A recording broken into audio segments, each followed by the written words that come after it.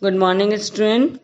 Let's start the new and the most important cell organelle, and it is the main cell organelle of the plant cell, which also differentiate between plant and animal cell because plastids are present in the plant cell only, not in the animal cell.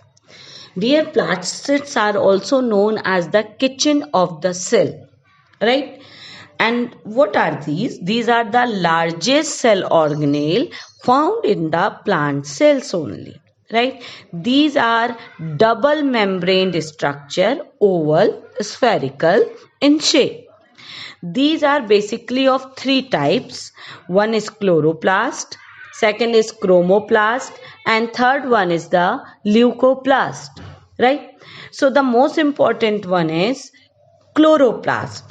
You can see in the structure, chloroplast generally found in only green parts of the plant because it contains a green pigment called chlorophyll, which is needed for the photosynthesis process. You must have heard, right? So this chloroplast is basically the liquid which is present inside it, that is called stroma. The cytoplasm which is present inside this chloroplast is known as stroma, and it having a membranous system. You can see in the diagram so many membranes. Some are in a form of group, some are in a form of tubes, right? So you all have seen a coin. So think like that. A single coin is known as thylakoid, and when you put together all the coin in a vertical form, if you put all the coin one by one, so then it become a group of coin known as granum, right? So these are actually made up of these tubes, right? So what is the chloroplast? Having stroma, that liquid is known as a stroma, and membranous system called grana. Each granum consists of a stake of membrane bound sacs, that I am saying coin, called thylakoids, right? Chlorophyll along with other pigments like carotenoids are also present in the thylakoid, right? Except chlorophyll, they are also having carotenoids in them, right? And one more important thing, that chloroplasts contain their own DNA and RNA and ribosomes. Always remember, means to say they can synthesize their own protein and also having the capacity to replicate.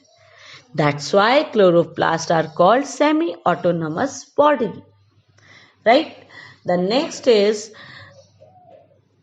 pigment, that is next plastid, that is chromoplast, which contain yellow, orange and red pigment, and these are mostly present in the petals of the flower and fruit. That's why flowers are so much colorful and fruits are also colorful due to the presence of chromoplast, right?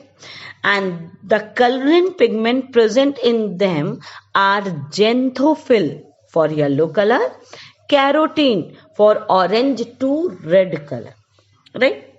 Third plastid is leucoplast. These are the colorless plastid without any pigment, right? And the leucoplast that store starch, right, are known as amyloplast. Some proteins storer also, some lipid storer also, right?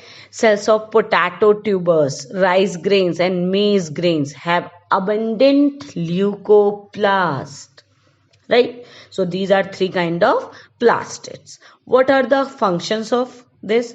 Basic function you have to learn the chloroplast. First function, photosynthesis, because it traps the sunlight for the preparation of food, right? Known as kitchen of the cell. Second function, giving color, obviously green Chloroplast, chromoplast different color, leucoplast colorless. Third is storage. Leucoplast main function, storage of the food. And last but not the least, generation of oxygen. Chloroplast utilized atmospheric CO2 and generate oxygen. So dear, these all are the types of plastids and their function. Thank you.